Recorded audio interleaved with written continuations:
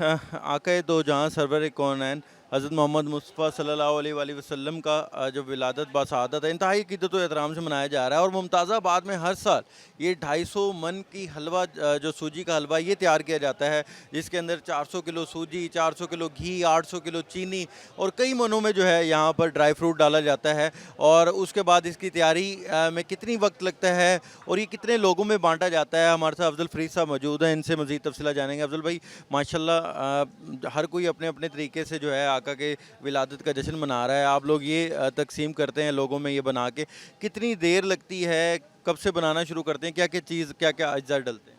जी, नबी रहमत हज़रत मोहम्मद मुस्तफ़ा सल्लल्लाहु अलैहि वसल्लम की विलादत का जश्न आस्ताना फ़रीदिया पर हर साल मनाया जाता है। अल्हम्दुलिल्लाह आज भी उस जश्न के सिलसिले में हलवे की देग तैयार की जा रही है। 250 मन के करीब, 200 मन से ज़ायद और 250 मन के करीब ये हलवे की देग तैयार हो रही है, जिसमें मनों के हिसाब से इसके अंदर ड्राई फ्रूट और घी और सूजी डाली गई है, चीनी डाली गई है, ताकि इसके टेस्ट को अच्छा किया जा सके।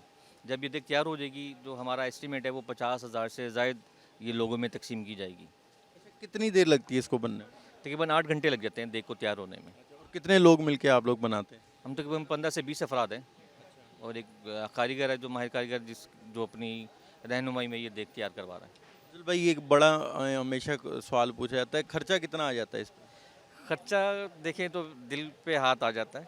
ये नबी करीम सल्लल्लाहु अलैहि वसल्लम का जश्न है, तो इसमें तो खर्चे को हम लोग देखते ही नहीं, क्योंकि नबी करीम सल्लल्लाहु अलैहि वसल्लम ने ही हमारी सिफ़ात करनी है, उनके वसीले से हमारी दुआएं कबूल होती हैं। तो इसमें हम जो आसाने वाले, हम इस खर्चे को काउंट ही नहीं करते। ये उन्हीं की अता है और उन्हीं की अता से हम ये लोगों में तकसीम करते हैं।